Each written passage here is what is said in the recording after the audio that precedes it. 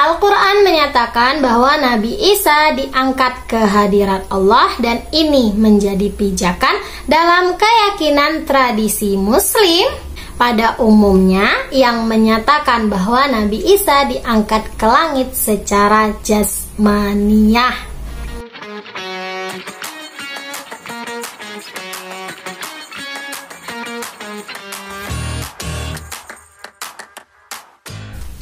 Halo, assalamualaikum. Kembali lagi di kisah para nabi dan rasul. Hari ini kita bakalan bahas tentang kisah Nabi Isa alaihi salam. Langsung saja kita masuk ke ceritanya. Nabi Isa adalah salah satu rasul yang mendapat gelar Ulul Azmi. Ulul Azmi adalah sebuah gelar khusus bagi rasul pilihan yang mempunyai ketabahan luar biasa. Terdapat 5 rasul yang mendapat gelar Ulul Azmi, di antaranya Nabi Nuh, Nabi Ibrahim, Nabi Musa, Nabi Isa, dan Nabi Muhammad Sallallahu Alaihi Wasallam. Nabi Isa juga dianugerahi kitab Injil. Terdapat 3 surat Al-Quran yang memiliki kaitan dengan Nabi Isa. Yang pertama, surat ketiga dinamai Ali Imran atau keluarga Imran yang merupakan nama kakek Nabi Isa. Yang kedua, surat kelima dinamai Al-Maidah atau hidangan karena berisi Nabi Isa berdoa meminta hidangan dari langit. Yang ketiga, surat ke-19 dinamai Maryam yang merupakan nama ibu Nabi Isa. Nabi Isa diperkirakan lahir antara tahun 4 sebelum Masehi sampai 6 sebelum Masehi. Al-Quran menyebut nama Nabi Isa sebanyak 25 kali. Dia juga disebut Ibnu Maryam sebanyak 23 kali dan Al-Masih 11 kali.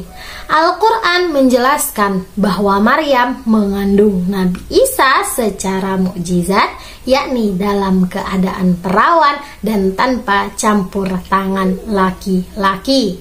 Al-Quran dan keterangan para ulama menyebutkan bahwa Maryam keluar dari Baitul Maqdis ketika haid atau ada keperluan. Saat Maryam mengasingkan diri dari keluarganya ke sebelah timur, seorang laki-laki mendatanginya. Maryam yang sangat menjaga diri dari lelaki asing kemudian mengatakan, "Sungguh aku berlindung kepada Tuhan yang Maha Pengasih terhadapmu jika engkau orang yang bertakwa." Laki-laki yang ternyata adalah jelmaan malaikat Jibril tersebut mengabarkan bahwa Maryam akan memiliki seorang putra. Maryam terheran-heran lantaran dia belum bersuami, juga menyatakan bahwa dirinya bukan pezina. Malaikat Jibril menyebutkan bahwa hal itu mudah bagi Allah dan sudah menjadi ketetapannya. Al-Quran menjelaskan bahwa saat merasa kesakitan karena melahirkan, Maryam bersandar pada pohon kurma dan berujar, "Wahai, betapa baiknya aku mati sebelum ini dan aku menjadi orang yang tidak diperhatikan dan dilupakan." Kemudian ada yang menyuruh Maryam dari tempat yang rendah, mengatakan agar dia tidak bersedih dan Allah telah menjadikan anak sungai mengalir di bawahnya. Maryam juga diminta menggoyang-goyangkan pangkal pohon kurma supaya buah kurma akan jatuh pada Maryam. Maryam juga diperintahkan untuk tidak berbicara pada siapapun pada hari ini. Terkait sosok yang menyeru pada Maryam, sebagian penafsir menyebutkan bahwa dia adalah malaikat Jibril, sedangkan tafsiran lain menyebutkan bahwa dia adalah Nabi Isa. Dalam riwayat hadis disebutkan bahwa setiap bayi yang dilahirkan pasti akan menangis karena disentuh setan kecuali Maryam dan putranya. Diterangkan dalam Al-Quran bahwa saat Maryam kembali dengan menggendong Nabi Isa, kaumnya mencelanya, menyatakan bahwa dia telah melakukan sesuatu yang sangat mungkar. Mereka juga menyatakan, "Hai saudara Harun, ayahmu bukanlah seorang yang buruk perangai dan ibumu bukan seorang pezina." Namun Maryam tidak menjawab cercaan mereka dan memberi isyarat pada bayinya. Kaumnya terheran-heran karena diminta bicara dengan seorang bayi. Namun Nabi Isa yang masih bayi berbicara pada mereka, menjelaskan bahwa dirinya adalah hamba Allah yang diangkat sebagai nabi, dianugerahi kitab, dan diberkahi oleh Allah.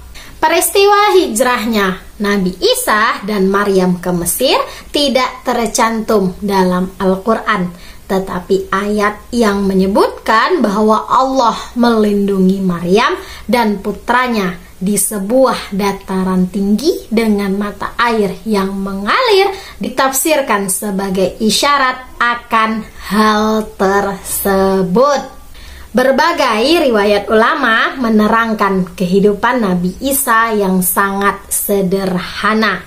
Disebutkan bahwa Nabi Isa merupakan pemimpin orang-orang zuhud di hari kiamat.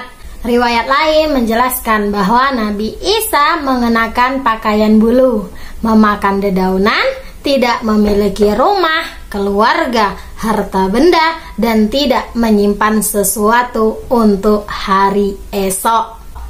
Ada pula yang menyebutkan bahwa Nabi Isa makan dari hasil ibunya sebagai tukang tenun. Kisah lain menerangkan bahwa saat Nabi Isa merasakan kenikmatan saat tidur dengan berbantalkan batu, iblis menghampirinya dan berkata, "Wahai Isa, bukankah engkau pernah bilang bahwa engkau tidak menginginkan kenikmatan dunia? Bukankah batu itu bagian dari kenikmatan dunia?" Nabi Isa kemudian bangun dan melemparkan batu itu pada iblis. Diterangkan bahwa suatu hari Nabi Isa membawa emas dan pasir di masing-masing tangannya. Dia kemudian bertanya pada orang-orang mengenai benda yang lebih menyenangkan hati dan mereka menjawab emas. Nabi Isa kemudian membalas, "Bagiku keduanya adalah sama." Nabi Isa diutus untuk berdakwah pada Bani Israel. Selain penyembahan pada Allah, seruan Nabi Isa yang paling sering disebutkan dalam Al-Quran adalah bahwa dia datang untuk membenarkan kitab Taurat. Al-Quran menjelaskan bahwa Nabi Isa menghalalkan bagi kamu sebagian dari yang telah diharamkan untukmu.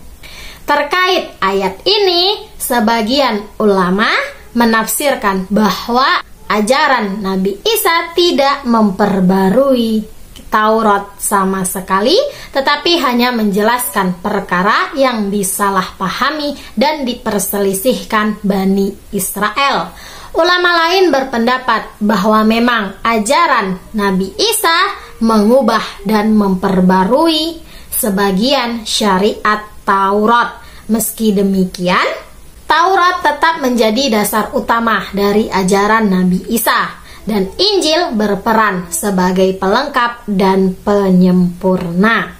Dengan menjelaskan seruan Nabi Isa, Al-Quran biasanya juga menyebutkan mukjizat Nabi Isa. Ada 6 mukjizat Nabi Isa yang disebutkan dalam Al-Quran, dan sebagian besarnya disebutkan sekilas tanpa penjelasan terperinci. terperinci. Berbagai literatur muslim menuliskan dan merincikan mukjizat-mukjizat Nabi Isa dengan mengambil sumber di luar Al-Quran seperti Alkitab, sumber non-kanon, dan cerita rakyat. Berikut adalah mukjizat-mukjizat Nabi Isa. Yang pertama, bicara saat bayi. Al-Quran menyebutkan bahwa Nabi Isa dapat berbicara saat masih bayi. Dia berbicara saat Maryam dituduh berzina, menjelaskan bahwa dirinya adalah hamba Allah yang diangkat sebagai nabi, dianugerahi kitab, dan diberkahi oleh Allah. Yang kedua, burung dari tanah. Al-Quran juga menyebutkan bahwa Nabi Isa membuat burung dari tanah liat, kemudian meniupnya sehingga menjadi burung yang hidup. Yang ketiga, penyembuhan. Mukjizat lain yang disebutkan dalam Al-Quran adalah menyembuhkan al-a'mah dan kusta. Terkait makna al-a'mah, sebagian ulama menafsirkan bahwa makna al-a'mah adalah orang yang dapat melihat di siang hari tapi tidak bisa saat malam hari. Pendapat lain menyatakan sebaliknya. Ulama lain berpendapat bahwa maknanya adalah orang yang rabun. Pendapat lain menyebutkan bahwa makna al-a'mah adalah orang yang buta sejak lahir. Yang keempat, menghidupkan. Nabi Isa juga bisa menghidupkan kembali orang yang mati. Dalam sebuah riwayat sahabat Nabi disebutkan bahwa Nabi Isa pernah membangkitkan Ham bin Nuh. Nabi Isa dan Ham kemudian bertanya jawab soal bahtera Nabi Nuh. Yang kelima, mengetahui hal tersembunyi. Nabi Isa juga mampu mengetahui makanan yang telah disantap orang atau yang disimpan di rumah. Disebutkan dalam sebuah riwayat bahwa mukjizat ini terjadi ketika Nabi Isa masih kanak-kanak. Nabi Isa memberitahu anak-anak sebayanya bahwa orang tua mereka memiliki makanan yang disembunyikan, dan anak-anak itu kemudian meminta makanan tersebut pada orang tua mereka. Orang tua mereka menjadi tidak senang dengan Nabi Isa dan menganggapnya telah merusak anak mereka. Saat hendak menemui teman-teman bermainnya, Nabi Isa tidak menemui mereka karena orang tua mereka mengunci mereka di suatu rumah. Saat Nabi Isa mendengar suara gaduh dalam rumah tersebut, orang tua mereka mengatakan kalau itu suara kera dan babi. Akhirnya anak-anak tersebut benar-benar berubah menjadi kera dan babi. Yang terakhir atau yang keenam adalah hidangan. Al-Quran menjelaskan bahwa para pengikut Nabi Isa meminta hidangan dari langit.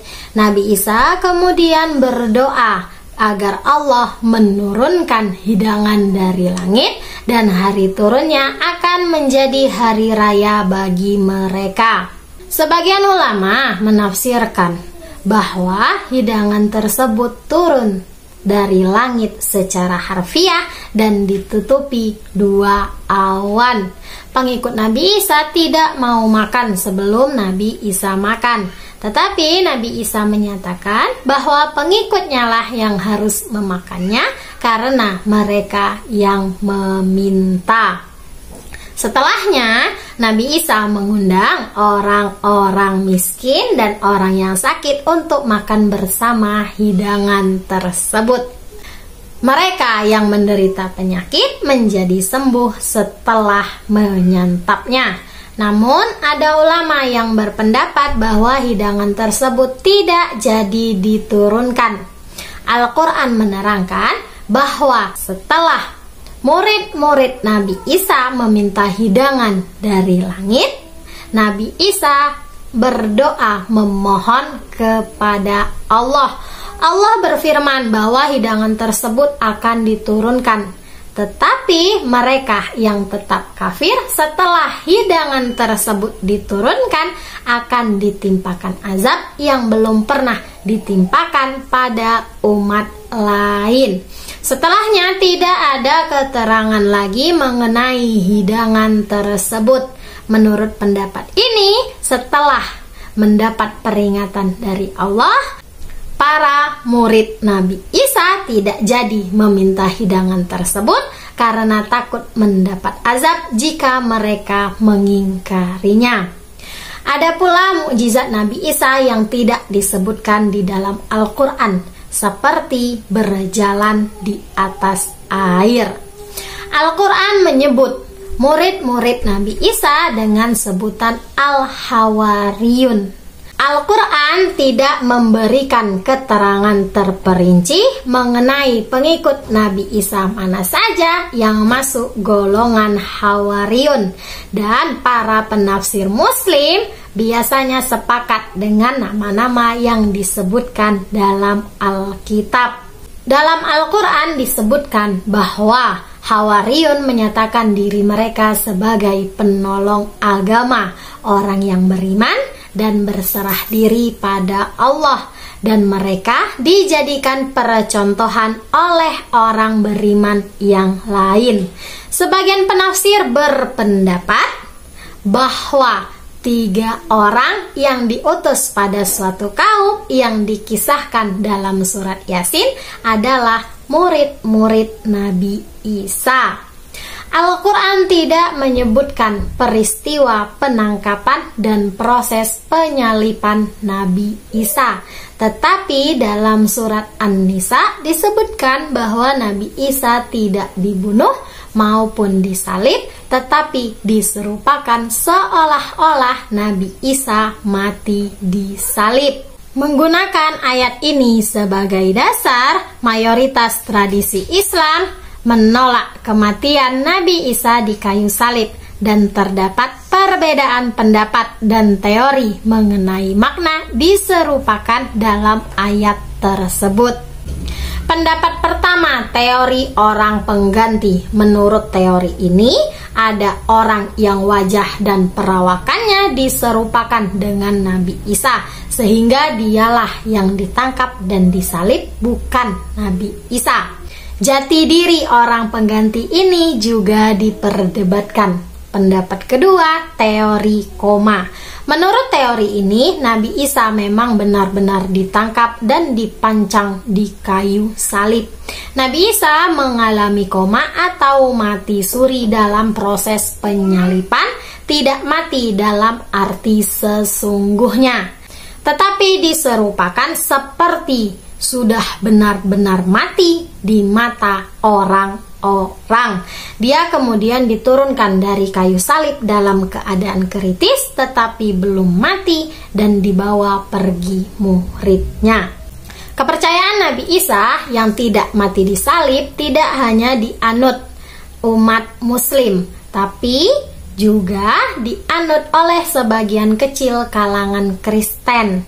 Begitu pula sebaliknya. Kematian Nabi Isa di kayu salib juga dianut sebagian kalangan Muslim. Umat Kristen arus utama menyebutkan bahwa Nabi Isa memang mati di salib, kemudian dibangkitkan kembali. Al-Quran menyatakan bahwa Nabi Isa diangkat ke hadirat Allah, dan ini menjadi pijakan dalam keyakinan tradisi Muslim pada umumnya yang menyatakan bahwa Nabi Isa diangkat ke langit secara jasmaniah. Ada pula pendapat minoritas yang mengacu penjelasan Mu'tazilah dan Syiah yang menyatakan bahwa Nabi Isa hanya diangkat rohnya, tidak bersama tubuhnya. Tradisi Islam memiliki keyakinan bahwa Nabi Isa akan turun kembali. Al-Quran tidak menjelaskan mengenai peristiwa ini secara tersurat, tetapi para penafsir menyebutkan bahwa surat Az-Zukhruf ayat 61 merupakan isyarat yang membenarkan keterangan bahwa Nabi Isa akan turun menjelang hari kiamat. Beberapa riwayat hadis menjelaskan hal ini secara jelas. Kiamat tidak akan terjadi sebelum munculnya 10 tanda, di antaranya adalah turunnya Nabi Isa. Nabi Isa datang saat terjadi peperangan antara umat beriman dengan Dajjal dan pengikutnya. Dia turun di Menara Putih di sebelah timur Damaskus, kemudian menemui umat muslim yang saat itu hendak melaksanakan sholat. Pemimpin mereka, yaitu Al-Mahdi, meminta Nabi Isa untuk memimpin sholat. Tetapi Nabi Isa menolaknya dan menyatakan bahwa pemimpin kalian berasal dari kalangan kalian sendiri. Setelahnya Nabi Isa akan membunuh Dajjal, menjadi hakim yang adil, menghancurkan salib, membunuh babi, dan menghapus jizyah. Riwayat hadis menyebutkan berbagai hal terkait Nabi Isa. Nabi Muhammad menyatakan bahwa Nabi Isa adalah sosok berpostur tubuh sedang, berdada bidang, dan kulitnya kemerah-merahan seperti baru keluar dari pemandian. Saat peristiwa Isra Mi'raj, Nabi Muhammad melihat Nabi Yahya dan Nabi Isa di langit kedua. Disebutkan bahwa pada hari kiamat kelak, Allah menjadikan Nabi Isa sebagai hujjah atau alasan bagi orang-orang fakir dan miskin. Maknanya adalah orang-orang di hari kiamat kelak tidak bisa beralasan bahwa mereka tidak bisa beribadah karena repot dengan kekurangan dan kefakiran, lantaran Nabi Isa yang sebegitu miskinnya saja tetap taat beribadah kepada Allah. Selesai sudah cerita kita hari ini. Itulah cerita singkat tentang Nabi Isa alaihi salam. Terima kasih yang sudah menonton dan mohon maaf jika ada cerita atau ada bagian yang terlewat atau malah dilebih-lebihkan. Sampai jumpa lagi di episode terakhir tentang kisah para nabi dan rasul, yaitu kisah nabi besar kita, Nabi Muhammad SAW, dengan mengucap Allahumma sholli ala Sayyidina Muhammad wa ala ali Sayyidina Muhammad. Sampai jumpa lagi minggu depan. Wassalamualaikum warahmatullahi wabarakatuh. Dadah.